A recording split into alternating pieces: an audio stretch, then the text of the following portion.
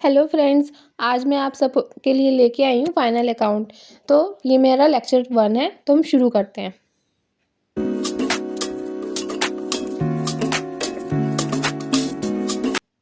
तो सबसे पहले हम करेंगे अंतिम खाते का अर्थ।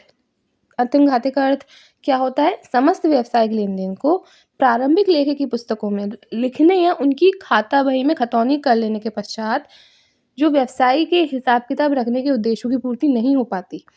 अब जैसे हम पिछले आपने इससे पहले पढ़ा होगा 9th में कि अ, हम सबसे पहले क्या बनाते हैं, जर्नल एंट्री बनाते हैं, उसके बाद लेज़र बनाते हैं। तो इसके बाद भी हमारे हिसाब-किताब पूरे नहीं हो पाते हैं, तो इसके लिए तलपट बनाते हैं। जब इन सब से पूर्ति नहीं होती है, तो व्यवसायी को लाभ ज्ञात करने के लिए क्या बनाना पड़ता है? अंतिम खाता बनाना पड़ता है। जैसे देखो इसमें दे रखा है, व्यवसायी को यह ज्ञात नहीं हो पाता कि उसे व्यवसाय से कितना लाभ हुआ है। उसके व्यवसाय की आर्थिक दशा कैसी है, उसकी देनदारियाँ अधिक हैं या लेनदारियाँ आदि। अतः इन सब बातों की जानकारी प्राप्त करने के लिए व्यापारिक वर्ष, जो हमारा व्यापारिक वर्ष होता है, जैसे जनवरी से दिसंबर होता है, कहीं-कहीं अप्रैल से मार्च होता है, उसके अंत में हम कुछ खाते बनाते हैं जिसे अंतिम खाते कहते हैं। दूसरे शब्दों में हम कहें तो व्यापारिक अवधि की समाप्ति पर व्यवसाय की वित्तीय स्थिति तथा लाभ-हानि की स्थिति ज्ञात करने के लिए जो खाते बनाए जाते हैं उन्हें अंतिम खाते कहते हैं। अंतिम खातों को वित्तीय विवरण फाइनेंशियल स्टेटमेंट भी कहा जाता है। इनका बनाना वैधानिक दृष्टि से भी आवश्यक होता है। वित्तीय स्थिति यानी कि व्यवसाय लाभ में जा रहा है या हानि में जा रहा है, ये ज्ञात करने के लिए हम अंतिम खाते बनाते हैं। फिर अंतिम रिकॉर्ड प्रक्रिया के अंतिम उत्पाद होते हैं। ये जो लेखा अंतिम फाइनल अकाउंट जो होता है हमारा अंतिम उत्पाद होता है। अंतिम स्टॉक एक निश्चित अवधि के चित्र निर्मित होते हैं। अंतिम खाते हम 3 खाते बनाते हैं उसमें। एक होता है हमारा व्यापार खाता, दूसरा है हमारा लाभ-हानि खाता, तीसरा हमारा आर्थिक चिट्ठा। तो व्यापार खाता क्या होता है? इसको ट्रेडिंग अकाउंट कहते हैं। ये व्यावसायिक अवधि है। यह एक व्यावसायिक अवधि है। व्यवसाय के अंत में सकल लाभ या सकल अर्थशास्त्र की गणना की जाती है। ये मैंने आपको बहुत ही शॉर्ट में बताया है। विस्तार से मैं आपको आगे वीडियोज़ में बताऊँगी। अभी के लिए इतना ही। लाभ-हानि खाता क्या होता है? ये व्यावसायिक अवधि के अंत में व्यवसाय का शुद्ध लाभ या शुद्ध नुकसान बताता है। और आर्थिक चिट्ठा या स्थिति विवरण यानी कि बैलेंस शीट, इससे हमारे व्यवसाय की आर्थिक स्थिति का पता चलता है, वित्तीय स्थिति का पता और व्यवसाय की संपत्ति तथा दायित्व। यहाँ पे एक मिस्टेक है, यहाँ पर दायित्व, संपत्ति और दायित्व आएँगे। उसकी जानकारी प्राप्त करने के लिए लिया जाता है। फिर व्यापार तथा लाभ-हानि खाता, इस खाते के 2 भागों में विभाजित किया जाता है। अभी बताया था मैंने आपको, व्यापार खाता, लाभ-हानि खाता। ये दोनों खाते एक साथ बनाए जाते हैं और इनका शीर्षक भी एक साथ लिखा जाता है। व्यापार खाता वस्तुतः लाभ-हानि खाते का ही एक अंग होता है। व्यापार खाता का शीर्षक पृथक डालने की परंपरा अब लगभग समाप्त हो गई है। व्यापारिक खाते का शीर्षक निम्न प्रकार होता है। सो फ्रेंड्स, आप लोगों ने देख लिया हो कि व्यापार खाता क्या होता है और लाभ-हानि खाता और आर्थिक चिट्ठा क्या होता है, यानी कि इन तीनों को मिला के हमारा अंतिम खाते बनते हैं। तो हम लोग ट्रेडिंग अकाउंट कैसे बनाते हैं, इसके कुछ रूल्स हैं जो मैं आपको बताती हूँ। सबसे पहले व्यापार खाता एक हमारा क्या होता है?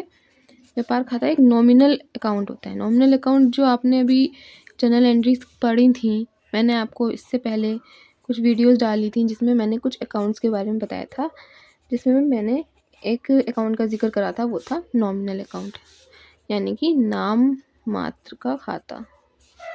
ठीक है? तो नाम मात्र के खाते में क्या होता था? जो भी हमारी व्यय और हानि होते थे, उसको हम डेबिट करते हैं और जो भी हमारे आय और लाभ होते थे, उसको हम क्या करते थे? क्रेडिट कर देते थे। ठीक है? तो ये चीज़ इम्पॉर्टेंट है इसमें आपकी। ट्रेडिंग अकाउंट में भी हमें यही करना है। हमें सबसे पहले जो भी इनको 2 भागों में इन्होंने बाँट दिया है। बाईं ओर वाला भाग ऋणी पक्ष कहलाता है।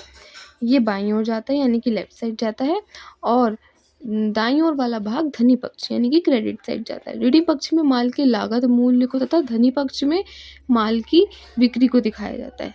अब धीरे-धीरे मैं आपको आगे बताती जाऊँगी कि लागत पक्ष क्या होता है और बिक्री से रिलेटेड मतलब इसमें क्या होता है, क्रेडिट में आपकी सेल्स जाती है।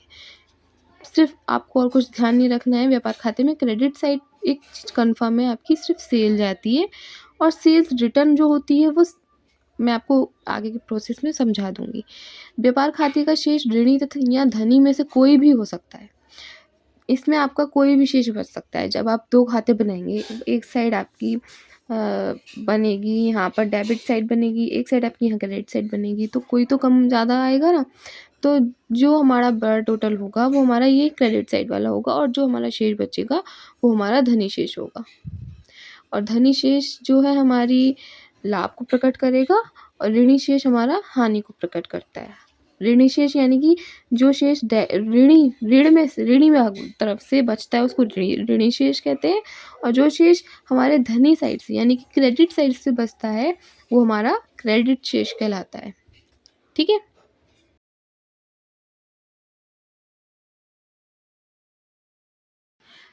अब हम समझते हैं ऋणी भाग की मदें यानी कि आइटम्स ऑफ डेबिट साइड। इसमें हमें क्या करना होता है, इसमें हमें सबसे पहले डेबिट साइड हमारी क्या जा रहा है वो मैंने आपको इसमें दिखा दिया है। ये 4 चीज़ें हैं जो मैं आपको डिटेल से समझाऊँगी। जैसे प्रारंभिक रहतिया, क्रय तथा क्रय वापसी, प्रत्यक्ष व्यय और सकल लाभ। यानी कि ओपनिंग स्टॉक, परचेज़ और परचेज़ रिटर्न और डायरेक्ट एक्सपेंसेस और ग्रॉस प्रॉफिट।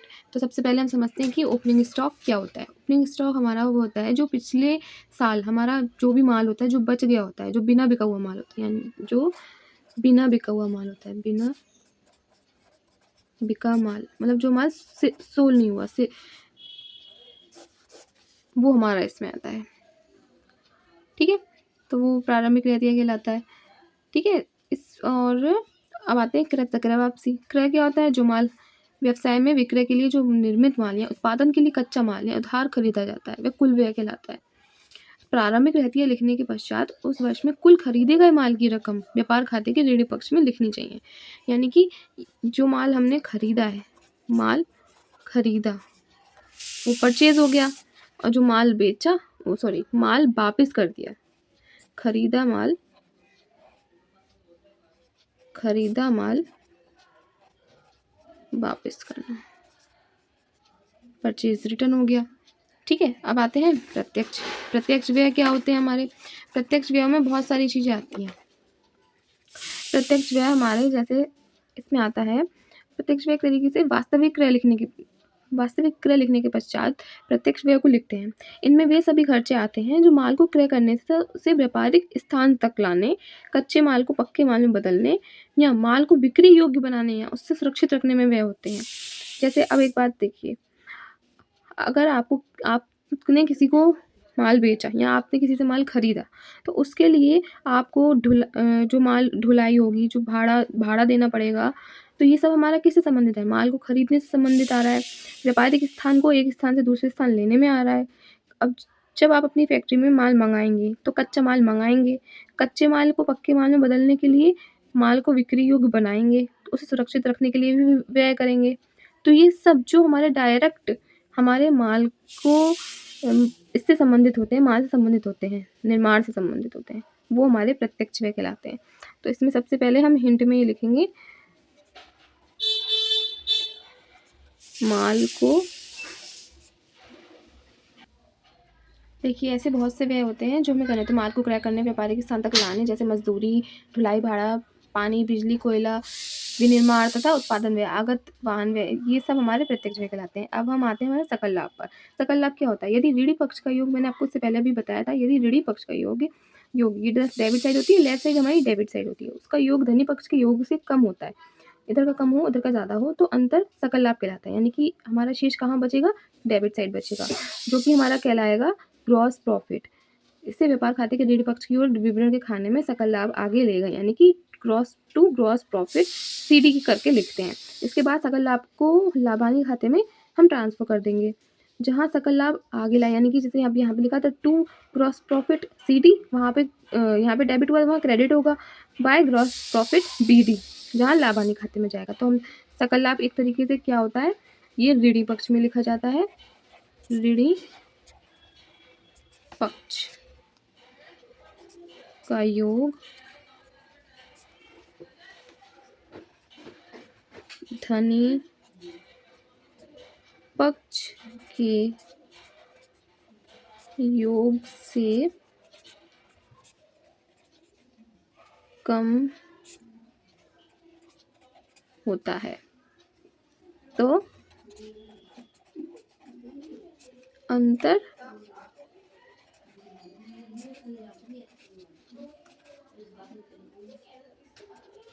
सकल लाभ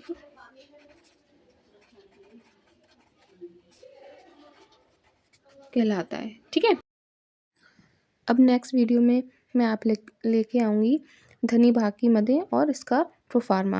वीडियो अच्छी लगी तो लाइक करिए, सब्सक्राइब करिए और बेल आइकन को प्रेस करिए और ज़्यादा से ज़्यादा शेयर करिए।